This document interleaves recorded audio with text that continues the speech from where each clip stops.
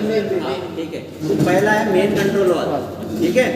तो हमने जब डिस्ट्रीब्यूटर खोले तो यहाँ पे आप लोगों ने सबने खोल चुके हो, यहाँ से 3 वाल निकले थे ना, ठीक है, ये 3 वाल। तो पहला कौन सा है? मेन कंट्रोल वाल। इसका काम क्या था? लिफ्टिंग, न्यूट्रल और ड्रॉपिंग। मतलब क्या है? लिफ्ट करने के लिए, नीचे गिराने के लिए और बीच में रोकने के लिए। ऐसे 3 काम है, इसलिए इसको कंट्रोल कर रहा है ना, ये कंट्रोल वाल कंट्रोल कर रहा है, इसलिए कंट्रोल वाल नाम है।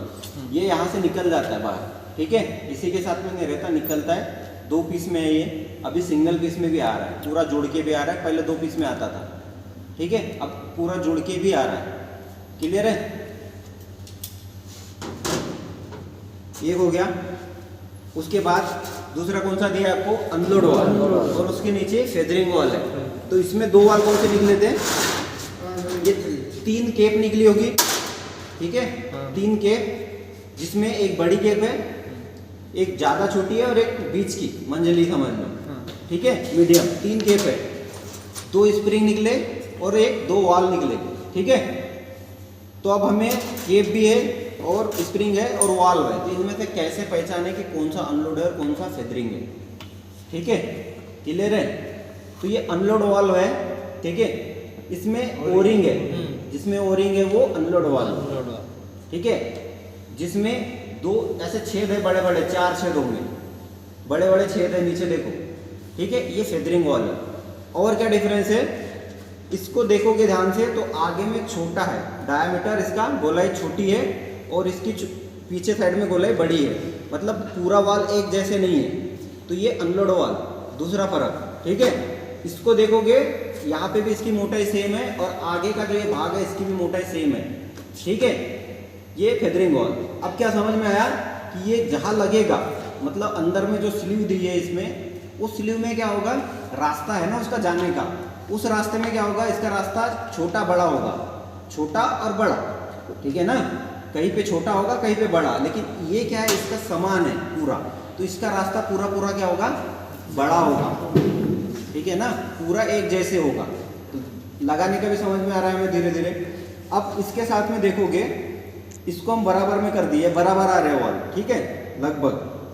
अब ये 2 स्प्रिंग है, अब कौन सा स्प्रिंग किसका है हम कैसे पता करें? लगा के देख लिए, ठीक है। अब देखो, एक छोटा हो रहा है, एक बड़ा हो रहा है, लेकिन इसको मैं अगर से बराबर डाल रहा हूँ, अब देखो दोनों बराबर आ रहे हैं, लगभग बराबर है ना, बराबर, ठीक है, ये बराबर है। तो इस तरीके से हम पहचान सकते हैं कि कौन सा स्प्रिंग किसका है। क्यों? क्योंकि दोनों के लिए जगह उतनी ही है, दोनों को लगाने के लिए जगह हमारे पास इतनी है ना, ये दिख रहा है, लगाने के लिए डिस्ट्रीब्यूटर इतनी जगह है।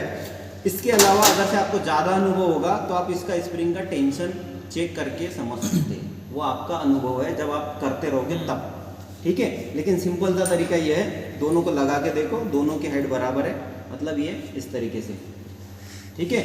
अब रही बात, वॉल तो पहचान लिए, अब 3 केप है, जिसमें से 2 केप किसकी है, 1 केप किसकी है, ऐसे ही होगा ना, किसी में 2 आएगी, किसी में 1 आएगी। ये कैसे पता करना है? तो ये एक चीज़ करो, बड़ी केप पकड़ लो, सबसे बड़ी, ठीक है, और इसको लगा के देख लो, एक साइड 3 छेद दिख रहे, एक साइड 3 छेद दिख रहे, ठीक है। ये ऐसी केप है, एक ही छेद में लगेगी, बाकी के 5 छेदों में नहीं लगेगी, ठीक है।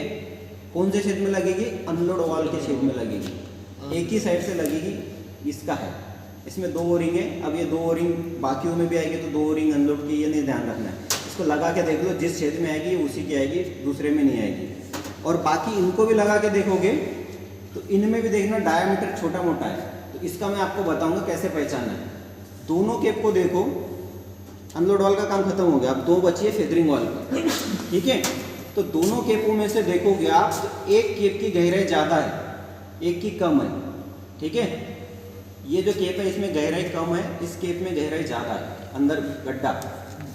तो ये जो जिसमें गहराई ज़्यादा है वो स्प्रिंग की तरफ आएगी, क्योंकि स्प्रिंग को पकड़ मिलेगी, मजबूती, ठीक है, हिलेगा नहीं। और जिसमें जिसमें गड्ढा ज़्यादा नहीं है, वो इस वाले भाग के साइड आएगी, इस तरीके से,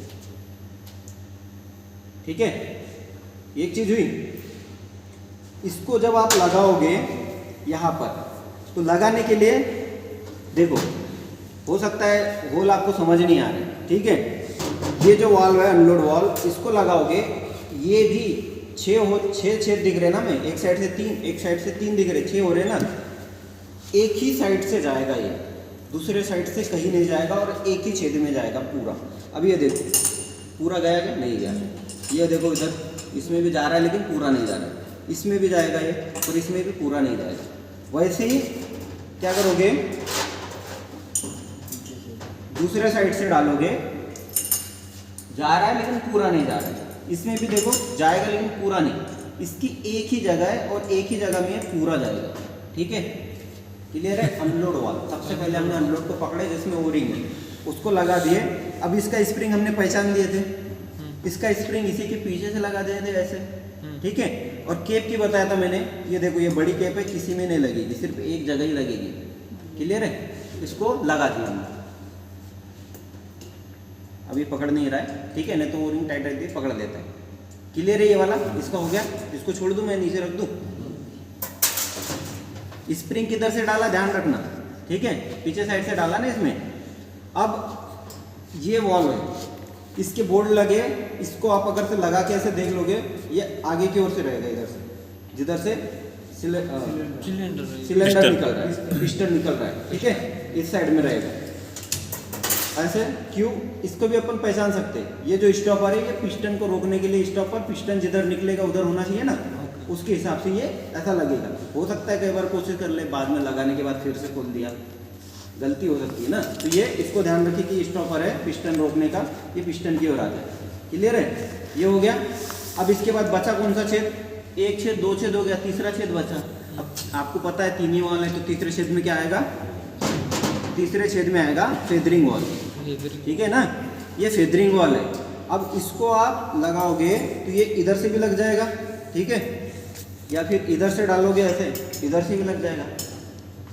कैसे भी डालोगे तो कैसे भी लग जाएगा, ठीक है। लेकिन लगाना कैसे, हमें एक चीज़ ध्यान रखनी है।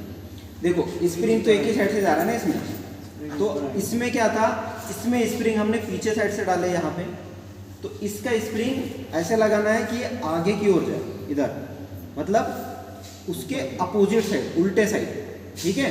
तो इसको लगा लेंगे हम ऐसे। देखो ये इसका स्प्रिंग का छेद किधर है? इधर साइड। मैं ऐसा करके लगा रहा हूँ, चाहे ऐसा लगाओ या इधर से लगाओ, ठीक है, कोई दिक्कत नहीं है। बस क्या करना है कि जो स्प्रिंग वाला भाग है उसके उल्टे साइड, दूसरे साइड होना चाहिए। अब ये लगा दिया मैंने, यहाँ लगा दिया। अब मुझे पता है स्प्रिंग मैंने इस साइड से डाला, स्प्रिंग के लिए छोटी केप जिसमें गहराई ज़्यादा है, ठीक है, ये यहाँ आ जाएगी, इसको मैंने लगा दिया। उसके बाद दूसरी केप बची, दूसरी केप इस साइड से लगा देंगे। ये लगा के हम प्लेट लगा देंगे और इसको दबा के ये वाले कनेक्शन के साथ में दूसरी प्लेट लगा देंगे। इस तरीके से इसके 3 वाल्व है जिसको डिसमेंटल और असेंबल करना है। पहचान क्या क्या है दोनों में, वो तो पहचान आ जाता है तीसरा, लेकिन दोनों में, एक में ओरिंग है, एक में ओरिंग नहीं है। जिसमें ओरिंग है वो अनलोड वाल्व, जिसमें ओरिंग नहीं है वो फेदरिंग वाल्व, जिसमें छेद है 4 वो फेदरिंग वाल्व। अनलोड वाल्व को देखोगे तो पूरा डायामीटर एक जैसे नहीं है और उसका अंदर का रास्ता भी वैसी के हिसाब से बना है, एक ही जगह लगेगा। फेदरिंग वाल्व को दोनों साइड से आ जाता है, लेकिन लगाने का सही तरीका क्या है? अनलोड वाल्व के अपोजिट तरीके से स्प्रिंग उसका दूसरे साइड होना चाहिए, ये तरीका है उसका, ठीक है। लग तो जाएगा जिधर से स्प्रिंग है उधर से भी, लेकिन आपका हाइड्रोलिक सिस्टम काम नहीं करेगा, ठीक है, काम नहीं करेगा। क्यों नहीं करेगा? क्योंकि इसके अंदर में जो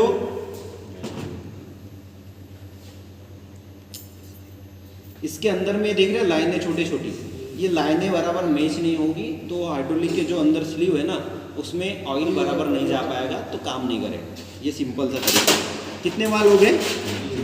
3 हो गए। बाकी के बचे वाल, 2 वाल इसमें, ठीक है, आपने 7 खोले टोटल, ठीक है, इसमें 2 वाल है। तो सबसे पहले चेकअप यहाँ का निकालें, ये प्रेशर रिलीफ वाल्व, इसके जो इनलेट ऑयल आ रहा है ना, इसमें ऑयल आ रहा है, इसके आगे रहेगा। मतलब ये गेट कीपर है, भाई ज़्यादा प्रेशर हो गया तो मैं ऑयल बाहर भेज दूंगा, अंदर नहीं आने दूंगा, ऐसा कल जैसे मैं बता रहा था उस प्रकार से, ठीक है। ये प्रेशर रिलीफ वाल्व यहाँ लगे रहेगा, पुराने हाइड्रोलिक में नीचे होता था, ठीक है, कुछ चेंजेस हुए बस। उसके बाद ये है आइसोलेटर या ट्रांसफर ब्लॉक बोलते हैं, ठीक है। यहाँ पे ट्रांसपोर्ट लॉक है, CNC 1 में आइसोलेटर। इसका काम आपको बताया सर ने, ट्रिपिंग ट्रेलर के लिए, उठाने के लिए, ठीक है, और लॉक करने के लिए, और नीचे धीरे धीरे गिराने के लिए। मतलब क्या है इसका, ये एक रास्ते के जैसे नल होता है ना अपना, ये नल है समझ लो एक प्रकार से। अगर से इसको एक साइड कर दोगे तो पूरा पानी बंद हो जाता है, वैसे हमने क्या किया, पूरा बंद कर दिया, तो अंदर ऑयल जो भरा है उसको बंद कर दिया, ऑयल रुक गया वहाँ पे, तो हाइड्रोलिक नीचे नहीं आएगा, ट्रांसपोर्ट लॉक हो गया। अब इसको मैं धीरे धीरे थोड़ा थोड़ा खोलूंगा तो ऑयल थोड़े थोड़े नीचे आएगा ना, तो धीरे धीरे ड्रॉपिंग होगा। ठीक है, क्लियर है। और मैंने इसको पूरा खोल दिया, एक खट्टे नीचे आ गया।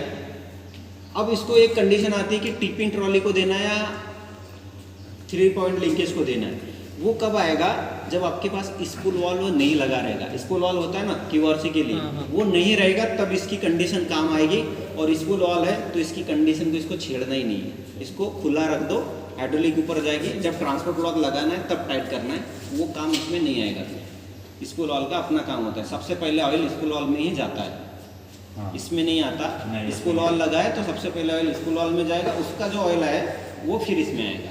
ठीक है, जब स्पूल वॉल्व नहीं रहेगा तब ऑयल डायरेक्ट इसमें आएगा। ये क्लियर है। क्लियर हो गया? कितने वाल हो गए? 3 और 2 5। अब ये सिलेंडर सेफ्टी वाल्व इसमें लगा रहता है, ये उल्टा रहता है, तो आप जब एसएसरी कवर प्लेट खोलोगे तो गोई से बाहर से रिपेयर कर सकते हो, पूरा खोलने की जरूरत नहीं होती इसमें भी। ठीक है, इसको बदलना ही है, जैसे इसको भी पूरा बदलना ही है। उसके एक वाल बचा, ये चेक वाल। ठीक है, चेक वाल के पार्ट्स किधर गए? और विरोधी तो गाइड आएगा बघ, सीट वाल सीट आणि बॉल, ये चेक वाल है।